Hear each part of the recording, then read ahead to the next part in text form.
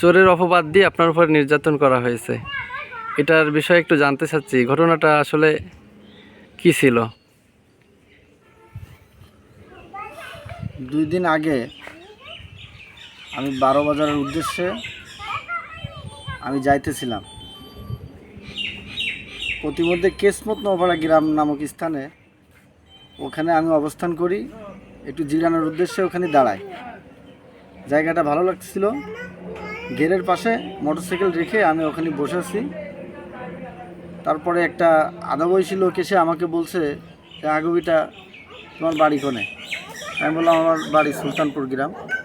বলছে এখানে কোথায় আসছো? আমি বললাম এখানে কোথাও আসেনি, আমি যাচ্ছি 12 বাজার, আর এখানে আমি অবস্থান করছি, জায়গাটা ভালো লাগছে তাই আমি এখানে বসছি, জিরাচ্ছি।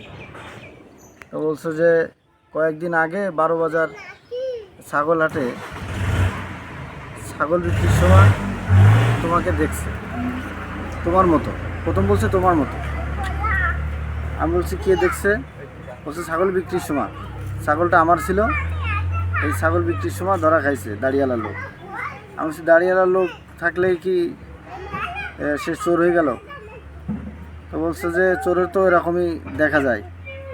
তা আমি বলছি যে আপনি একজন লোককে এমনিতেই চোর বলতে পারেন না।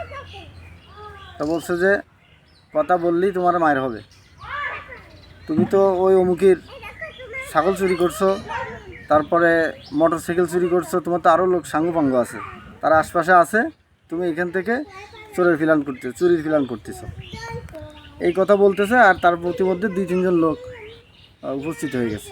আর বলতেছে হ্যাঁ দাঁড়িয়ার লোক, ওই মধ্যপাড়ার মসজিদ থেকে ব্যাটারি চুরি হয়েছে, মাইক চুরি হয়েছে, এই লোকই নিয়েছে, সে এরকম দাঁড়িয়ালায়।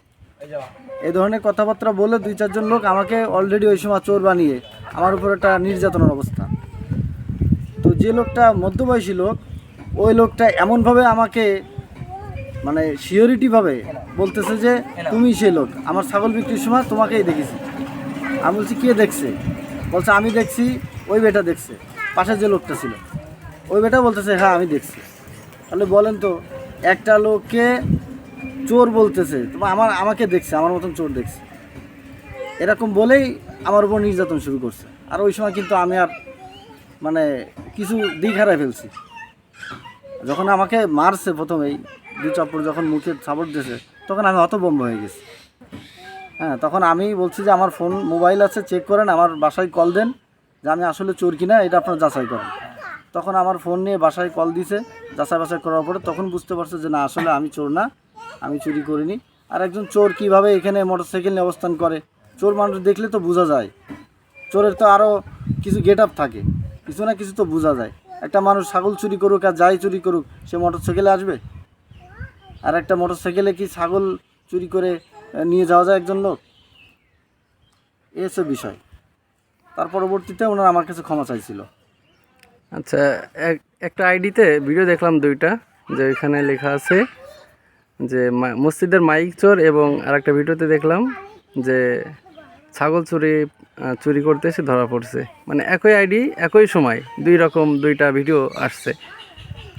আসলে যখন চোর বলে ওখানকার লোকজন আমাকে অপবাদ দিচ্ছে, একজন এক এক কথা বলছে। কেউ বলছে আমার মোটরসাইকেলে এই বিটা নিয়েছে, আমার মোটরসাইকেল হারাই গিয়েছিলো ওই দিন অনুষ্ঠানের ওখান থেকে, এই বিটা আমার মোটরসাইকেল নিয়েছে, এর লোকজন আমার মোটরসাইকেল নিয়েছে। তারপরে একজন বলতেছে আমাদের মধ্যপাড়ার মসজিদের মাইক ব্যাটারি এই লোকই নিয়েছে, এই লোকেরাই নিয়েছে। আর একজন বলতেছে আমার চুরি হয়ে গেছে, এই যে নসিমন। মানে যত চুরি হয়েছে এলাকায় সব চোরের দায় আমার উপরে দিচ্ছে। মানে আপনার উপর দায় দিয়ে আপনাকে আক্রমণ করছে।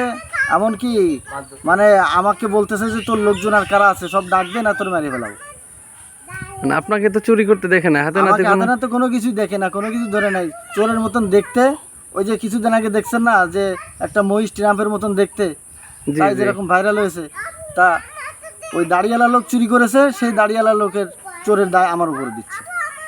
আচ্ছা আচ্ছা, কত বড় মূর্খটা, দ্রষ্টতা। এটা ঠিকানাটা কোথায়? এটা আসলে কেসমত নোয়াপাড়া। এটা হচ্ছে 12 বাজারের ওইদিকে, 12 বাজারের লাইনে। আপনার লেবুতলা থেকে যে রোড গেছে 12 বাজারে, ওর মধ্যবর্তী একটা স্থানের নাম কেসমত।